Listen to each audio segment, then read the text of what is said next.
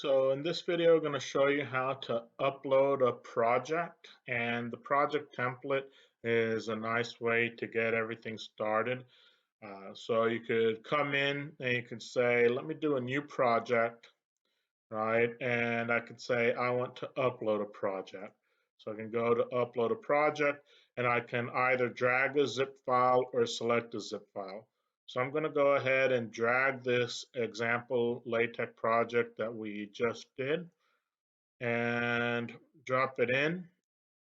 And what this will do is upload everything that was in that particular file so that it can be used.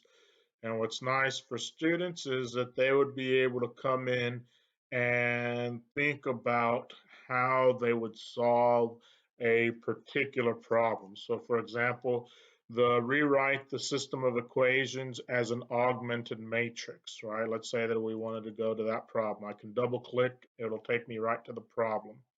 Now, what we have is in an earlier form, we do see that we have our augmented matrix already written out.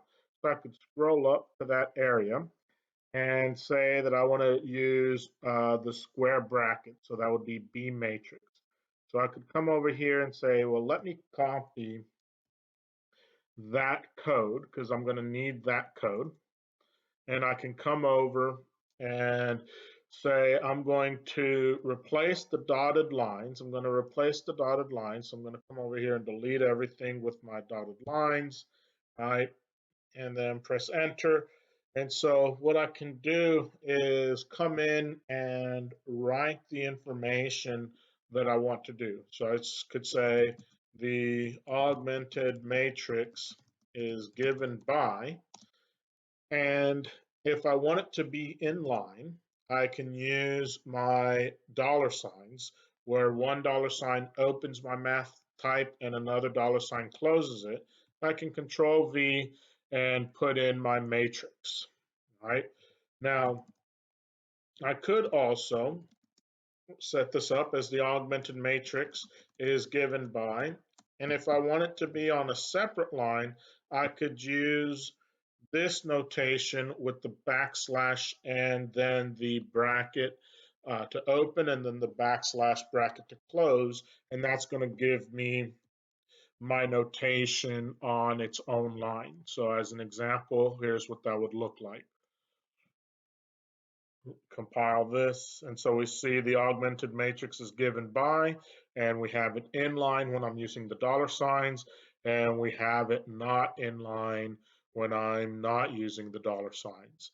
All right, for this particular one, I prefer the inline form rather than the display form, which is called. So I'm going to go ahead and delete the display form.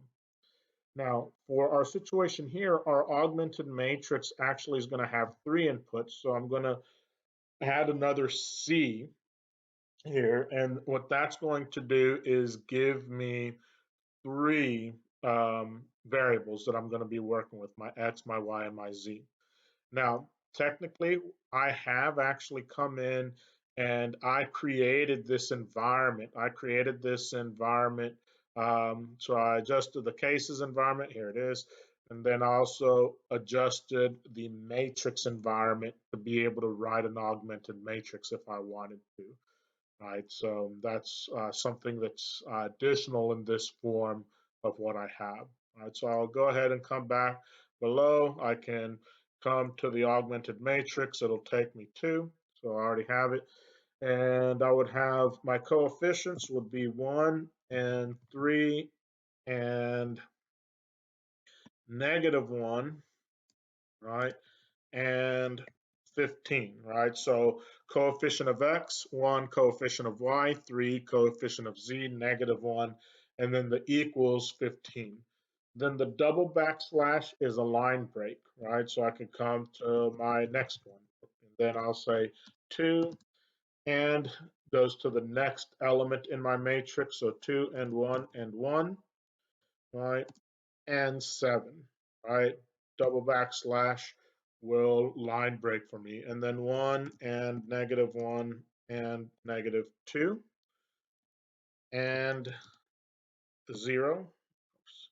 All right, there we are. And so now that should give me my augmented matrix. And so I have my augmented matrix, okay? The augmented matrix is given by. And then I could press enter twice if I wanted to, and that'll get me to a new line, a new paragraph. And then I can come in here and say, the solutions are, and if I'm using my calculator, could say solution of x equals 2, y equals 4, and solution of z equals -1. Right? That if I use my calculator, those would be my solutions. So I can type that out and I have my solutions. Now, this particular problem just asks us to rewrite the system of equations as an augmented matrix and then use our graphic display calculator to write the unique solution of the system. And so there we have our unique solution.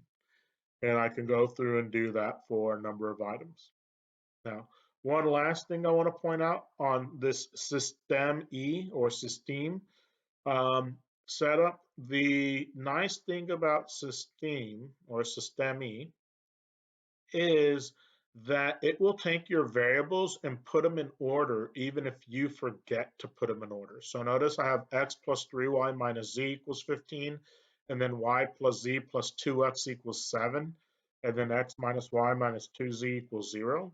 And it's going to give me my system of equations in the proper order.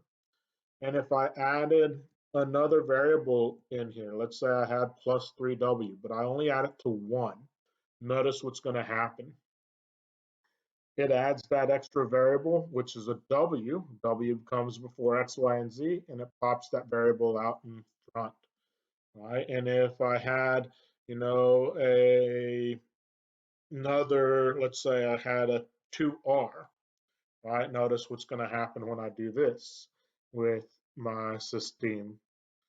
All right, so now I have my 2r plus 2x plus y plus z, x minus y minus 2z. So it puts the things in order how you might want to see them. So I'm going to go ahead and delete those additional items that I had and recompile.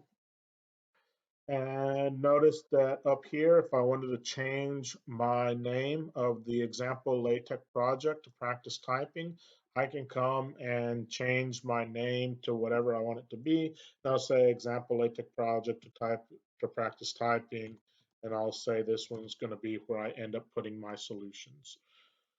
So there I have it.